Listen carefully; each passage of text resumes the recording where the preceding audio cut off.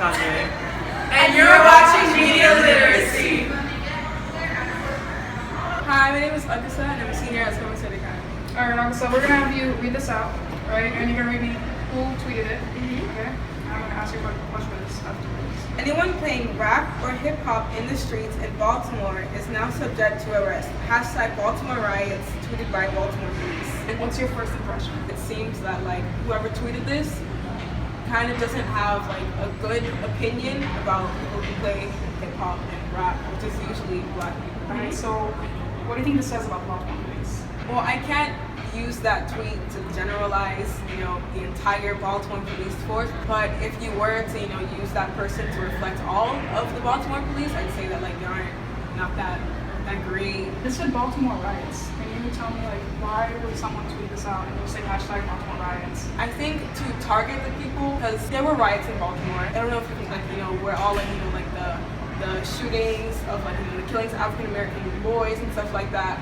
So I think that, and most people who are rioting in these riots are African Americans. So I think they said that hashtag to target everyone who might be interested in looking at that hashtag, which is generally African American. Alright, I'm gonna tell you something. This is fake. Oh, okay. Okay. Someone made this up. Why would you think someone would actually do that? Why would you make a fake tweet and not even just say a person said this, but the police themselves say this? To get people to have a negative view of the Baltimore police, but that might be right. Alright, now, how does this reflect the media, do you think? That someone can just go on Twitter and just do whatever they want, and then Photoshop it and paste? The openness of the media is has its ups and downs. There is reliable sources out there. It's just generally harder to look for. I think it's mostly depending on your views and whether you choose to believe it or not. Not everything you see is true. Hi, my name is Friedan-Mission III, and I'm in 11th grade at Somerset Academy. Hi, my name is Ali. I'm in the 8th grade and I go to Somerset Academy.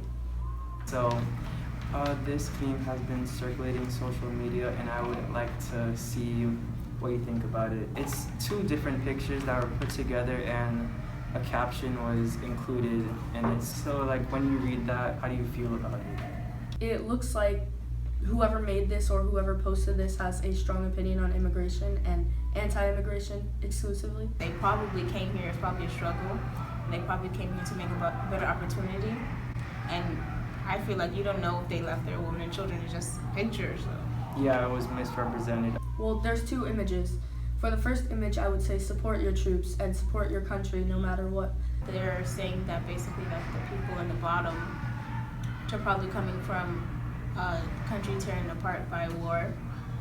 They left their children and family behind. But for the bottom picture, I would say it's not sending a great message and it shouldn't be reposted or sent out.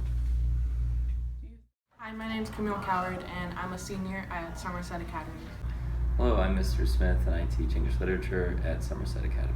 Basically, this post has been circulating Facebook, and it's basically stating that Microsoft has been making these controllers using diagnosis. Do you think it's reliable, or would you believe it? This is not a reliable source because the picture for the Facebook profile is a picture of Jesus.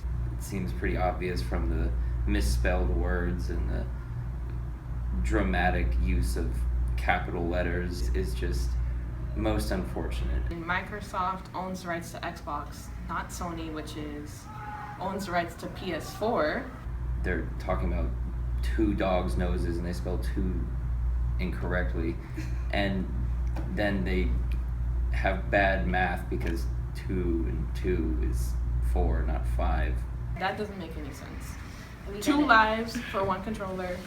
No. It does not add up. So if you saw this on any other social media site, would you speak out against it since you don't believe it, or what would you do? Probably not, because I don't really care about it that much. If someone posts this, they're doing it to make fun of an idea that all video games are bad and gamers are destroying their lives. It's just most unfortunate. So it's just all around bad. Good afternoon. My name is Mrs. Cucurullo. I'm an 8th grade teacher and 11th grade for AP US History. Okay, so Ms. Cucurullo, can you do me a favor, please, and read this statement out loud? The New York City skyline during Easter of 1956, there would probably be an uproar today. And what do you think about this picture? It pertains to 1956, where Christian values were exemplified in the state or perhaps as part of society. Why would it be an uproar today? Because I guess it would be forcing mainstream society to accept Christianity as the only value. Do you agree with this statement? Oh, absolutely, because many groups would feel that Christianity is trying to be understood as the main religion. Would you share this on any social media such as Facebook, Instagram, Twitter? Like, would you feel the need to share it with other people? I wouldn't feel the need, but I don't see if somebody is Christian, espouses Christian values, they would share it. Yeah, I don't see a problem with that So at you all. believe that a person who's Christian would share it? They would probably not feel uncomfortable sharing it.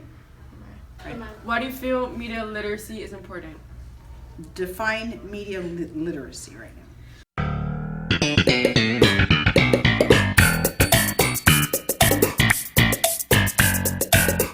Media literacy is like any information that's given out in the internet, what's true, what's false, and would you speak out on certain stuff that's shared throughout the internet? Oh, like rumors, but on a Yes. social network. To be media literate would encompass being somebody that is open to finding the truth.